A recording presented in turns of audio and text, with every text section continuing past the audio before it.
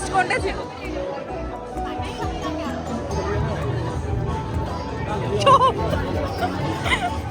তারা মিষ্টি খেতে ভালোবাসে। হ্যালো এভরিওয়ান, বং ট্রেলসের আরেকটি ছোট্ট নতুন ব্লগে আপনাদের সবাইকে স্বাগত।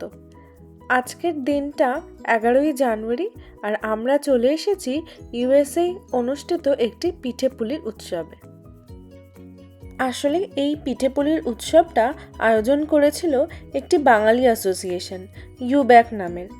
গত বছর আমরা এদেরই আয়োজন করা দুর্গাপুজোতে এসেছিলাম, আর তাই এখানে মোটামুটি কয়েকজনকে আমরা ভালোভাবেই চিনি।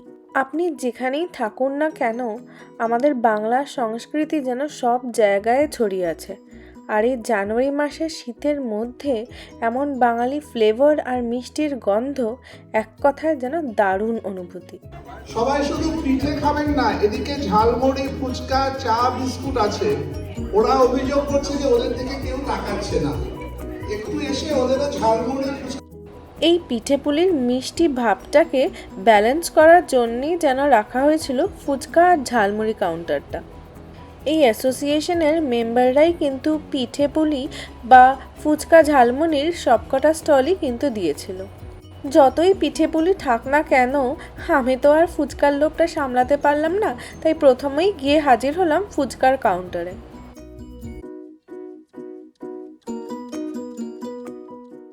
যদিও আমার ফুচকাটার প্রাইসটা একটু বেশি লেগেছিল।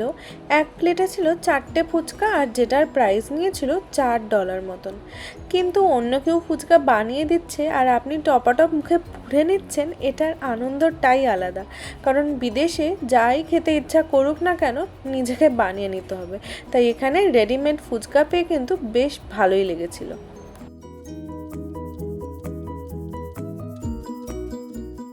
ফুচকাটা খাওয়ার পর এইবার আমরা হাঁটা লাগিয়েছিলাম পিঠের কাউন্টারের দিকে।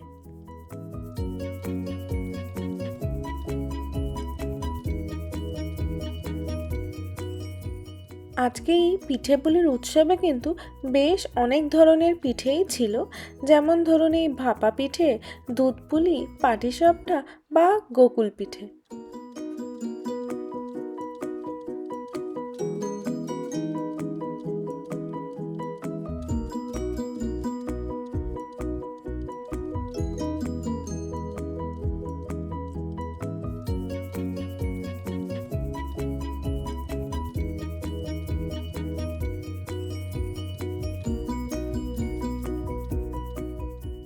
প্রায় বেশিরভাগ পিঠেই কিন্তু এক একটা পিঠে প্রায় ওই $2 মতন প্রাইস ছিল এখানে।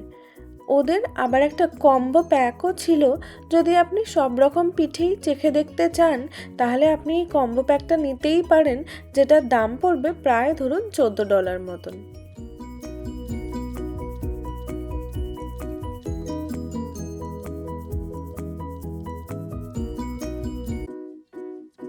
বিদেশে বসে যে এত সুন্দর নিজের বাংলার পিঠেপুলি খেতে পারবো, এটা সত্যিই ভাবতে পারিনি।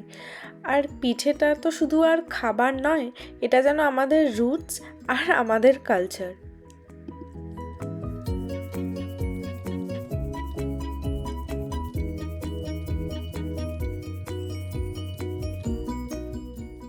এই উৎসবে গিয়ে সবার সাথে আবার দেখা হয়ে বেশ ভালোও কিন্তু লেগেছিল।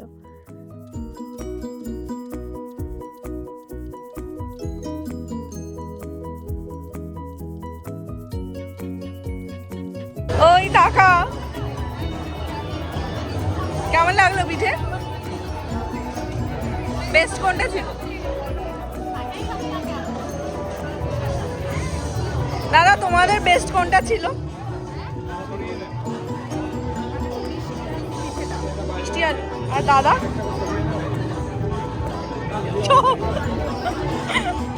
তারা মিষ্টি খেতে ভালোবাসে।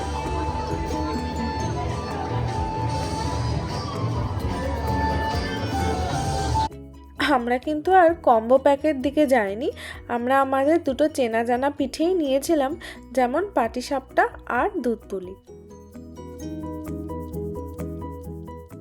শুধুই যে খাওয়া দাওয়া তা নয়, এখানে কিন্তু বাচ্চাদের সাংস্কৃতিক অনুষ্ঠানও ছিল।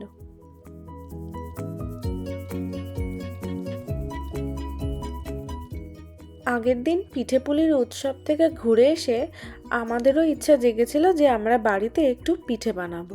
আর পিঠে বলতে তো এখানে আমি ওই পাটিসাপটাটাই হয়তো পারবো, তাই বাড়িতে ফোন করে ভালো করে পিসুমনির থেকে জেনে তারপরে বানাতে বসেছিলাম পাটিসাপটা। এখানে মোটামুটি সব জিনিসপত্রই পাওয়া যায়।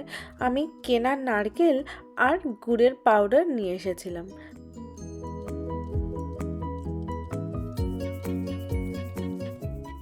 যেহেতু নারকেলের গুঁড়োটা অলরেডি মিষ্টি ছিলই, তাই খুব একটা বেশি আমি গুড় কিন্তু অ্যাড করিনি। আমরা পিঠের পুর হিসেবে দু রকম জিনিস বানিয়েছিলাম, একটা ছিল নারকেলের পুর দেওয়া আর একটা ছিল ক্ষীরের পুর। তাই এখানে আমরা প্রথমেই দুধটা জাল দিয়ে একটু ক্ষীর বানিয়ে নিচ্ছিলাম।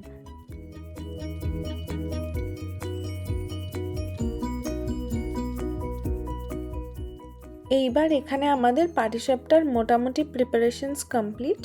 দুই রকম পুর আর পাটিসাপটার বেস করার ব্যাটারটাও কিন্তু রেডি। এইবার জাস্ট কড়াইতে দিয়ে পটাপট পাটিসাপটাগুলো তুলে ফেলতে হবে।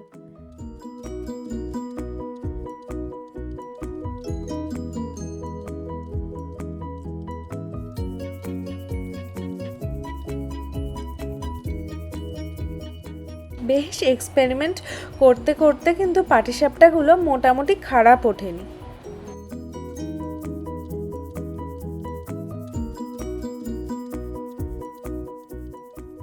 অনেক কটা ধরনেরই কিন্তু পাটিসাপটা আমরা বানিয়েছিলাম, আর তার উপরে সেই ব্যাটারটার মধ্যে আবার গুড় দিয়ে গুড়ের ব্যাটারও কিন্তু করে নিয়েছিলাম।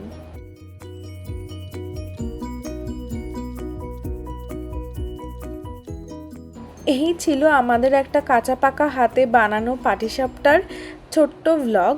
যদি ব্লগটা ভালো লেগে থাকে তাহলে প্লিজ একটা ছোট্ট লাইক করে দেবেন, আর চাইলে আমার চ্যানেল বং ট্রিলসটাকেও সাবস্ক্রাইব করতেই পারেন।